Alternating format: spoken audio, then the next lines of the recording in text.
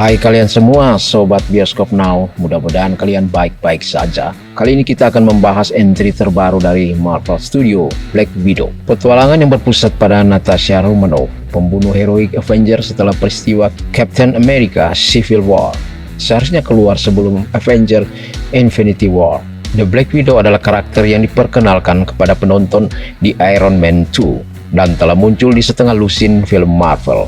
Meskipun karakternya terbunuh di Avenger Endgame, setelah banyak penundaan terkait pandemi, sekarang ia kembali dari kematian dan memiliki ceritanya sendiri di film Marvel terbaru, Black Widow. Scarlett Johansson mengulangi perannya sebagai Natasha Romanoff dalam film ini setelah kisah-kisah sebelumnya sebagai bagian dari keluarga mata-mata Rusia di Amerika. Terdiri dari seorang ayah, Alexei Shostakov, sang prajurit super diperankan oleh David Harbour. Ibu bernama Melina diperankan oleh Rachel Weisz, dan saudara perempuan Yelena Belova diperankan oleh Florence Pugh yang bukan saudara asli Natasha, tapi dia adalah saudara nyata yang pernah ia miliki dan mereka dipertemukan kembali di film ini, di mana mereka dikuasai oleh sang dalang misterius, Draco, diperankan oleh Ray Winstone. Sang sutradara, Kate Shortland, mencoba yang terbaik, menghadirkan cerita yang memiliki kesedihan berkepanjangan dan tambang emas emosional dari trauma berdasarkan karakter, yang akhirnya menjadi kekuatan film ini. Bagi sobat yang penasaran dan ingin mengikuti alur ceritanya, lanjutkan saja tayangan ini.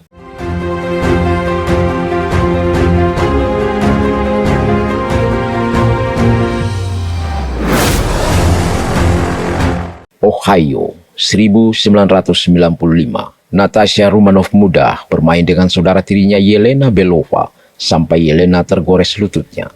Mereka pergi ke ibu mereka, Melina Vostokov, yang merawat luka. Tak lama kemudian, sang ayah Alexei Shostakov pulang dan memberitahu Melina bahwa mereka harus pergi. Keluarga ini bukan keluarga sesungguhnya. Mereka dibentuk oleh penyamaran dan saat ini misi sudah selesai. You have it? So only come. I'm hungry. Yeah, guess what? I got Fruit Loops. Mereka membawa gadis-gadis itu ke hanggar tempat mereka bersiap untuk naik pesawat sebelum agen SHIELD mengejar mereka. Di saat mereka akan lepas landas, tiba-tiba agen SHIELD datang. Alexei coba menahan SHIELD dengan menembak mereka sementara Melina memiloti pesawat. Namun sayang, Melina tertembak. Jadi Natasha harus mengambil kendali pesawat sementara Alexei melompat ke sayap pesawat. Mereka berhasil melumpuhkan semua agen sebelum berhasil lepas landas.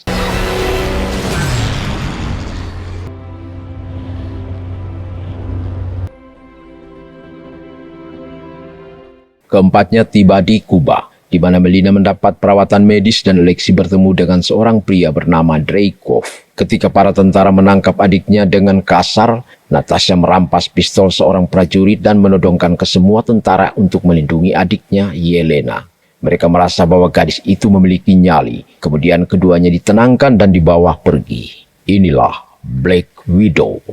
Selanjutnya terlihat Natasha dan Yelena ditambah lusinan gadis yang diculik lainnya dibawa ke Red Room, di mana mereka mengalami prosedur dan pelatihan yang keras sepanjang hidup mereka, membentuk mereka menjadi agen Black Widow yang tangguh. Dan disinilah Natasha dan Yelena berpisah. Natasha Romanoff is in violation of the Sokovia Accord. It's covered. All right. Stay alert. 21 tahun kemudian, Natasha yang sudah menjadi Avenger kini buron setelah melanggar kesepakatan Sokovia. Jenderal Thaddeus Thunderbolt Ross dan anak buahnya terlihat mendekat ke gedung tempat Natasha berada. Ross mencoba berbicara dengan Natasha, tetapi Natasha menjelaskan bahwa ia tidak akan diam. Ia berhasil melarikan diri sebelum Ross bisa mengejarnya. Firing in place of 3. Eyes on target, waiting for the package.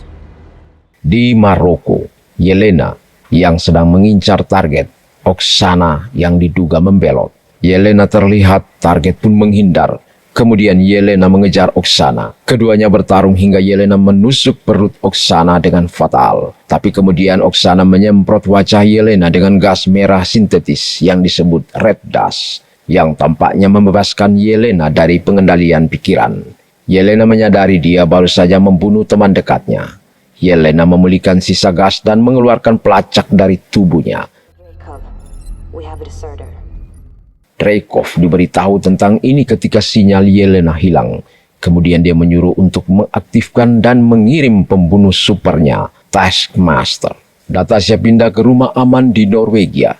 di mana dia bertemu teman lamanya, Rick Mason, yang memasok barang-barang seperti paspor atau apapun yang ia butuhkan. Rick juga memberikan paket misterius miliknya berupa berkas-berkas didapat dari rumah persembunyiannya di Budapest.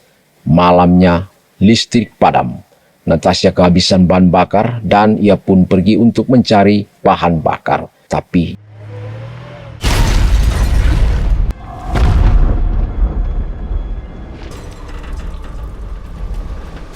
di jembatan, Taskmaster menyergapnya. Natasha mencoba melawan, tetapi Taskmaster mampu meniru gerakan dan cepat membela diri. Taskmaster mencoba untuk mengambil paket Natasha, tapi dia sudah mengambilnya sebelum Taskmaster melemparnya dari jembatan. Natasha menemukan foto masa kecilnya bersama Yelena di dalam Red Dust. Natasha pun menyimpulkan kalau Red Dust itu dari Yelena.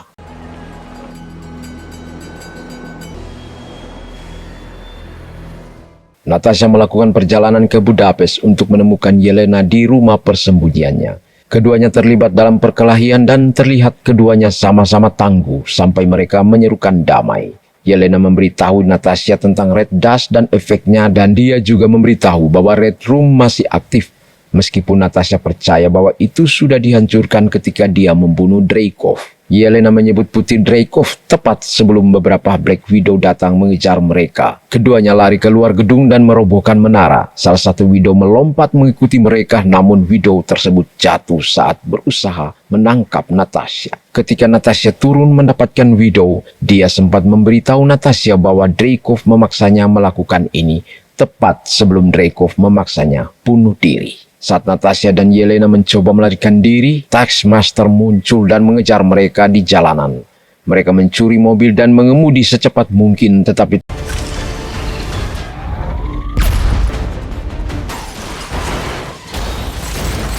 Taskmaster menembakkan panah peledak yang membuat mobil meluncur ke stasiun kereta bawah tanah. Natasha dan Yelena berlari. Taskmaster mengikuti jejak darah dari lengan Yelena, tetapi keduanya berhasil mengalihkan jalur Taskmaster dan mereka pun bersembunyi di lorong udara. Saat Yelena merawat lengannya, Natasha menceritakan bagaimana ia percaya bahwa ia membunuh Dreykov dengan mengorbankan nyawa putri Dreykov, Antonia. Ketika ia bekerja di Shield, ia berjaga-jaga di luar kantor ketika Antonia memasuki gedung. Ketika ditanya seorang agen apakah mereka akan mengeksekusi Dreykov, Natasha menjawab ya, meskipun Antonia ada di sana, dan gedung itu meledak, membunuh Dreykov. Sejak itu, Natasha terus dihantui, tapi sayangnya usaha itu gagal karena ternyata Dreykov masih hidup. Malam hari, Natasha dan Yelena minum-minum sambil mengenang masa lalu mereka, dan Yelena berbicara tentang keluarga palsu yang mereka miliki dan pelatihan yang mereka jalani. Mereka tahu bahwa untuk membunuh Dreykov dan menghancurkan Red Room selamanya, mereka butuh bantuan Alexei. Natasha menghubungi Rick lagi, dan dia membelikan pesawat untuknya dan Yelena. Oh no! The Red Guardian's time! Alexei ternyata berada di penjara. Ia berpanco dengan narapidana lain sambil menghibur mereka dengan cerita tentang bagaimana ia menjadi Red Guardian, prajurit super pertama dan satu-satunya di Rusia. Dia memberitahu mereka bahwa dia bertarung dengan Captain America. Namun ada satu narapidana yang tidak percaya, bahkan menantangnya berpanco. Dan Alexei pun mematahkan lengannya. Setelah itu Alexei menuju pos untuk mengambil sebuah paket, di mana paket tersebut dikirim Natasha yang berisi boneka Red Guardian. Dan di dalamnya terdapat perangkat komunikasi kecil yang terhubung langsung dengan Natasha. Alarm berbunyi saat Natasha dan Yelena terbang di atas fasilitas penjara. Alexei menggunakan kekuatan supernya untuk keluar dari gedung, tetapi para penjaga mengejarnya dan mencoba menyerang pesawat. Natasha turun dan terlibat dalam pertempuran dengan para penjaga, sementara Yelena menembakkan granat ke menara. Tembakan itu menyebabkan longsoran salju, tetapi Natasha mampu menangkap Alexei tepat waktu sebelum salju mengubur fasilitas penjara. Ketika Alexei masuk, Natasha dan Yelena tidak terlalu senang karena Alexei dan Melina berbohong kepada mereka tentang keluarga. Ketika mereka bertanya kepada Alexei apakah dia tahu di mana bisa menemukan Dreykov, Alexei menjawab dia tidak tahu karena sudah lama di penjara. Alexei menyarankan Natasha menemui Melina dan mereka pun pergi ke tempat Melina. I don't think we have She was the scientist, the strategist. Ketiganya melakukan pendaratan kasar di dekat sebuah peternakan di mana terlihat Melina sedang menggunakan kontrol pikiran pada babi. Dia bersatu kembali dengan mantan keluarga palsunya. Kemudian Alexi pergi untuk mencoba pakaian Red Guardian lamanya, tetapi dia berjuang dengan susah payah mengenakannya karena berat badannya telah bertambah. Saat duduk di meja makan, Alexi secara terbuka menggoda Melina yang membuat Natasha dan Yelena kesal. Keadaan menjadi tegang saat Natasha mengatakan bahwa tidak ada yang nyata di masa lalu mereka. Yelena menangis karena dia percaya keluarga mereka nyata. Kemudian Yelena masuk ke dalam kamar untuk menenangkan dirinya. Selanjutnya Melina memberitahu Natasha bahwa ibu kandungnya terus mencarinya sampai Dreykov membunuhnya. Pada saat yang sama, Alexi mencoba untuk terus menjadi figur ayah bagi Yelena, meskipun dia masih terlalu marah padanya. Kemudian Alexi menyanyikan lagu favorit Yelena ketika mereka tinggal di Ohio. Beberapa saat kemudian, agen Dreykov tiba karena telah dihubungi oleh Melina.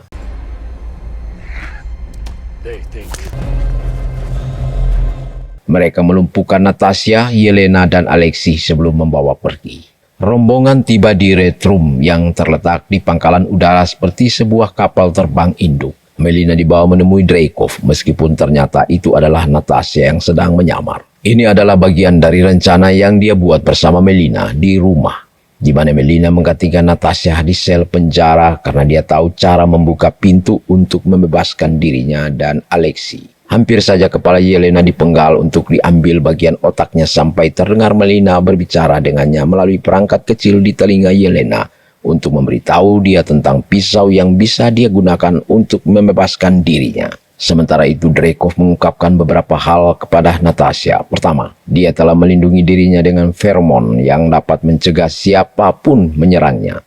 Kemudian dia mengeluarkan Taskmaster yang ternyata adalah Antonia, anaknya sendiri. Setelah selamat dari ledakan dengan cacat di wajah, Dreykov kemudian mengendalikan pikirannya menjadi prajurit super yang sempurna. Di sisi lain, ketika terkepung oleh pasukan penjaga, Melina meledakkan salah satu mesin di Red Room, membuat beberapa penjaga berjatuhan, tetapi juga menyebabkan satu persatu fasilitas mulai berjatuhan ke tanah. Alexi melawan Antonia sementara Yelena dan Melina melawan para penjaga, sampai akhirnya Melina membantu Alexi menjebak Antonia di salah satu sel. Natasha kemudian membenturkan wajahnya ke meja Dreykov untuk mematahkan hidungnya guna memblokir feromon sesuai saran Melina dan memungkinkan ia untuk menyerang Dreykov. Dreykov pun memanggil para widow untuk menyerang Natasha saat dia melarikan diri, tetapi Yelena membawa Red Dust ke kamar, meledakkannya dan akhirnya menghancurkan kendali pikiran para widow yang membuat mereka tersadar. Natasha kemudian menyuruh mereka untuk pergi dari Red Room dan saat itu Natasha melihat Taskmaster di dalam sel. Merasa kasihan, ia berhenti untuk melepaskan Antonia dari selnya, meskipun Natasha tahu Antonia pasti mengejarnya.